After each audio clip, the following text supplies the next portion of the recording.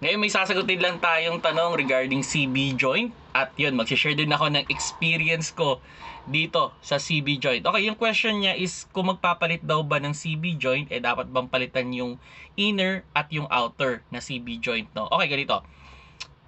I-explain ko muna, no? Yung inner, ito yung nakakonect malapit sa transmission. Yung outer, ito yung nakakonect malapit sa gulong. Okay, so yun yung ano yan. Commonly, makakapagpalit ka na siguro ng tatlong outer bago pa masisira yung inner. Actually, hindi ganun kasirain yung inner. Commonly, ang nasisira lang dyan is boots.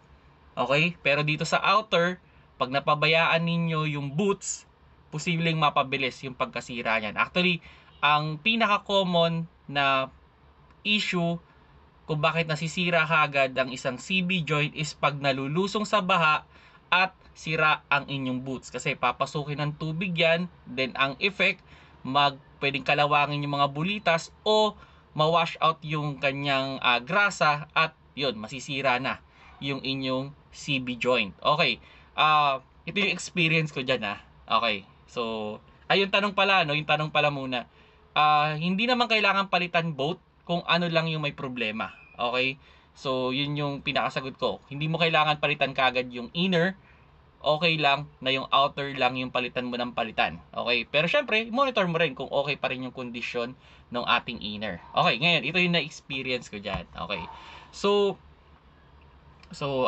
from Manila going to Subic, then pabalik. Okay, nung papunta kami, wala namang problema yung kotse. So, okay naman yung takbo, wala naman ako na nagiging problema. Then pagbalik, eto na. So, yun, ito na yung naging problema. So, nasa ECTEX ako, okay naman yung takbo ko sa ECTEX, wala naman na nakikita problema. Then pag exit ko ng Dinalupihan, pagliko ko doon sa road ng Bataan going to San Fernando, yun na. Pagliko kong ganon, biglang lumago, tok-tok. Tas para medyo pumigil ng konti yung manubela. Yun na. So, sabi ko, okay, parang may konting problema tayo, no? So, isip ako kung anong problema. Baka ball joint to, baka CB joint, baka yung mga lower arm, yung mga ano. So, isip na ako kung anong problema. Pero tinakbo ko pa rin. Okay, good. Then habang tumatagal, parang lalong nagkakaroon ng parang lagutok, no? Parang something na mali dun sa aking gulong, no? So okay, sige.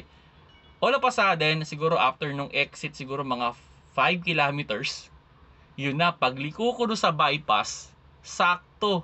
Parang naglaglagan yung mga holin doon sa aking CB joint. Kasi ito yan ang early sign kasi dapat talaga, unfortunately, hindi umabot ako doon sa early sign sana na may problema yung CB joint ko. Ang nangyari, kumalas yung mga holin. Ganun yung nangyari, no? So, pagliko ko doon sa bypass, patay. Hindi na umaanda rin sasakyan. Galit yung sasakyan, galit na yung makina, pero ang tunog grug grug grug parang ganon. So, kala ko transmission. Sabi ko, mahina 20,000 dito kung transmission to. Bakit? Buti na lang, luckily, yun, ito ang pinakaswerte ko dyan. Luckily, nasiraan ako dun sa part na sakto na may gumagawa. Yun nga lang, truck ang specialized nila. Hindi kotse. So, kasi wala naman akong dalang gamit. Actually, kung may dala akong gamit, ako kaya kong gawin yun. Kumbaga, hahanap na lang ako ng pyesa. Pero, yun, sakto naman, meron. No, so, tumulong, tinulak namin. All of a sudden, yun nga, na-determine namin na ang problema is CB joint. Ito yung scenario, no? Pag nasiraan ka ng isang CB joint, bawa natanggal yung bearing niyan, hindi na aandar yung inyong kotse. Yun na yun. Wala yan. Hindi na gagalaw yan. Okay? Kumbaga kahit ayos yung isa, kung sira yung isa, wala. Walang silbi. Hindi na umaandar ang makina. So, yun. Unfortunately, medyo natagalan kami sa paghahanap ng pyesa kasi automatic yung kotse. So, medyo mahirap maghanap. And yun, luckily, nakahanap din ng kami doon sa kabilang bayan pa. Kabilang bayan pa kami nakahanap. So, yun, nung kinabit, so okay naman. Okay naman. Pero ang ginawa ko noon, nung bumili ako ng pyesa, kasi yung price doon sa nabilhan namin, okay yung price. Kumbaga, tamang-tama lang. Kasi kung bibiling ko sa Manila, almost the same. So, ang ginawa ko, bumili akong dalawa.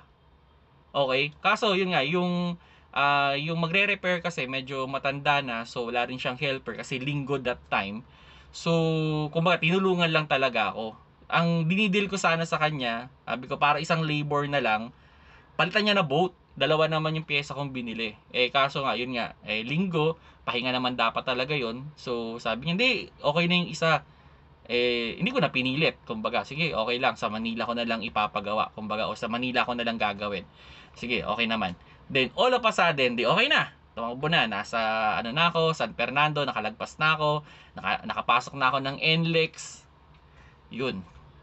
Pagdating ko ng NLEX Valenzuela, pag overtake ko, bumigay yung isang CB joint ko.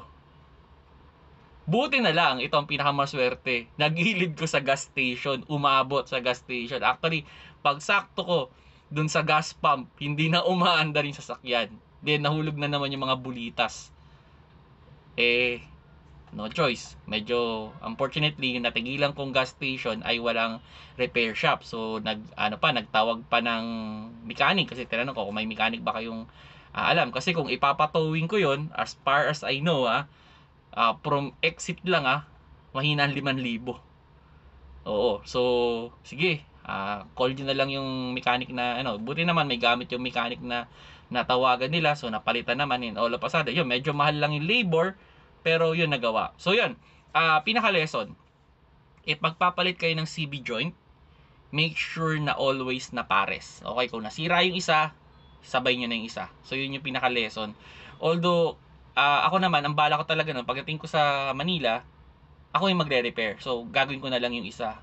Kaso, yun nga napag-abutan tayo. Kung titignan natin, almost 50 to 100 kilometers na rin naman yung natakbo, no? Yun nga lang, magkasabay pala silang bibigay. Almost same day lang silang bibigay. So, medyo malaking abala, pero yun, luckily, natapos naman. So, yun mga paps, no? Kung magpapalit kayo ng CB joints, yun yung lesson, no?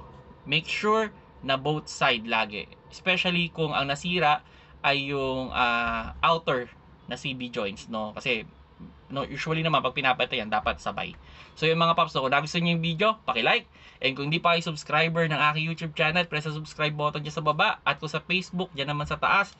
At kung sa TikTok, dyan sa gilid sa may logo ng Kuya Shane. Salamat sa panonood. Keep safe mga paps.